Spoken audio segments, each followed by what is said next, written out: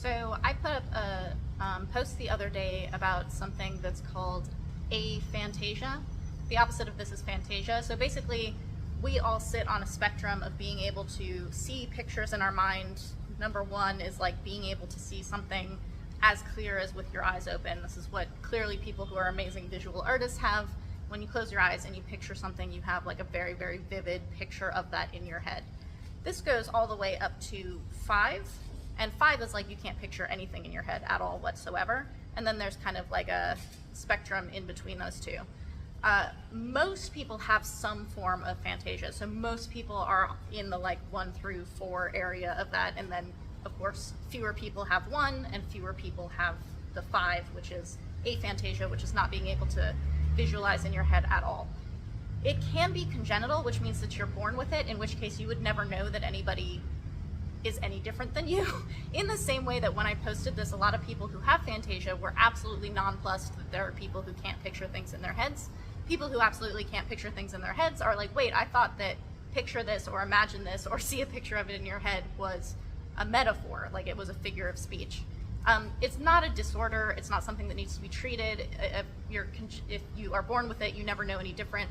The only time you might want to kind of think about it is that it can happen later. It can be caused by head traumas, non-prescriptive drug use, deterioration of brain capacities, kind of things. It's not actually a problem, but it can be a sign of other things. So the only time you would need to worry about it is if you used to have phantasia and now you are aphantasia. That, I don't know, you might have that looked at, but it's not a disorder, it's not a problem, and there's nothing wrong with your brain. The reason I'm talking about this is because visualization is very important for mental training, for sports, and kind of trying to picture the performances that you want to have. And I've talked many times about visualization as being something that really helped me in upping my mental game. And when I was thinking about this and talking about this, and I know about aphantasia, I was kind of realizing that all of our language points towards phantasia. All of it points towards being able to picture something in your head. We're always like, picture this, build a mental image, imagine. Like there aren't even words for putting something in your head that isn't visual.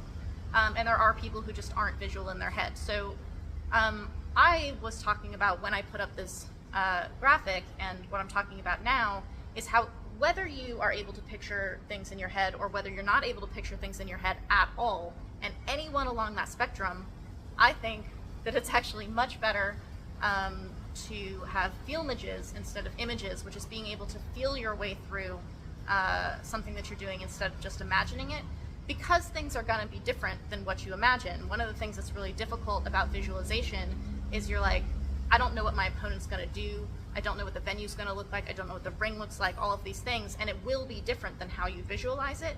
When you do feelmages instead, it won't be different than how it feels, because the way you feel when you're doing things is the same. Like it's always the same. How do I feel when I'm nervous and I'm trying to kick versus how do I feel when I am just like ripping it and flowing and that kind of thing. So feeling in your head the way you want to perform as opposed to seeing in your head the way you want to perform, I think is the better way to do it. And so learning how to do that, whether you can see images in your head or not, is great. And if you can't see images in your head, you are like totally gonna have an advantage in being able to learn feelmages. So when I've talked about learning how to visualize, I've used like really mundane examples of how I honed being able to visualize. I do picture things in my head, but I kind of tied it to how things feel. So for me, I picture like really boring things. So I'll picture like the house I grew up in, my parents' house that I grew up in, and standing in front of it and kind of walking up the steps, getting across the porch, getting inside. What's the light like in the house? What is the room like if light is not in the house, like if it's at night? How long does it take me to get across the living room, to go to the left, to go into the hallway, this kind of thing. So if you change all that into feelmages, you don't need the house, you don't need to see the steps, you just feel yourself moving towards the steps, up the steps. The way that I learned how to do feelmage more than image actually comes from Vipassana training, which is a kind of meditation. So instead of taking as your object the breath, so you're not focusing so much on breathing and kind of calming, soothing that way, in Vipassana you focus on 2 objects, which is the body and the mind, and then there's a knower above it that's kind of observing those things.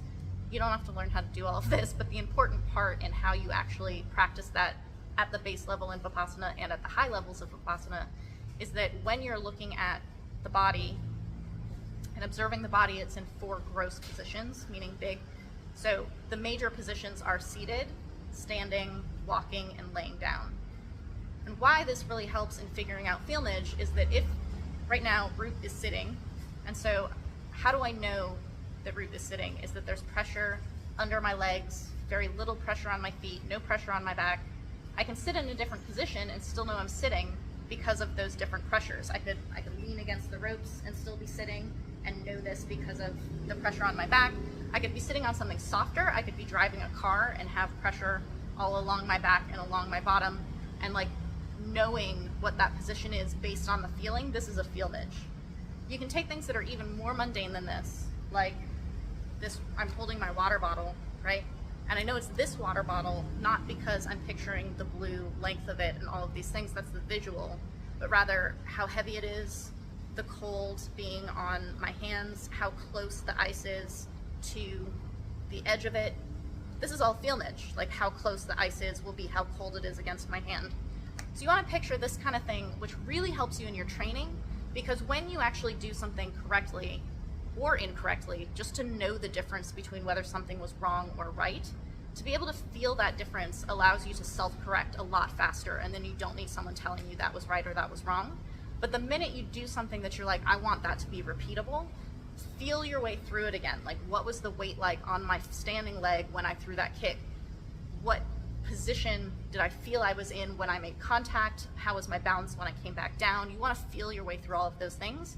And then when you're creating your feelmage visualizations, you're basically going to work your way all the way through that in the same way I was saying that I can move through an entire space, like move through my parents' house and feel the pressure on my feet, the difference in the linoleum of the kitchen versus the wood floor of the living room, going down the stairs, what do those little grooves on the stairs feel like? That's all feelings, and I can move through all that space without actually seeing any of those things. That's what you want to do when you're feeling your way through a performance that you want to have, which is feel yourself getting hit and how you're going to respond to that. Feel yourself being nervous and how you're going to respond to that. Feel yourself opening up and starting to flow. Feel what it's like when you're actually like grooving the way you want to. When you're too tense, what does it feel like when you stop being tense, and that kind of thing. So this is why I talk about the importance of feelmages, and whether or not you can picture things in your brain, you can completely access feelmage, and you can hone it and work on it through these ways of like identifying the feeling of different things. Do it all the time. Like if you're making dinner and you're chopping something, stop doing it for a second and just actually feel that knife in your hand and the difference it would feel if you're chopping a carrot versus bread, if it's serrated versus if it's straight, this kind of thing. Like all these details in the feelings, those are the kinds of details and feelings that you're going to have when you want to have a certain type of performance. And honestly, I think this is like the key to the kind of mental training visualization without visuals that we should all be aiming for. So that's what I have to say about that. And if you guys have any questions or comments or something like that, you want to talk about this, you can put them in the comments, and maybe we'll start a thread on the 8limbs.us Muay Thai Forum Roundtable if people want to talk about this kind of thing. But I think it's really cool, and I hope you guys do too.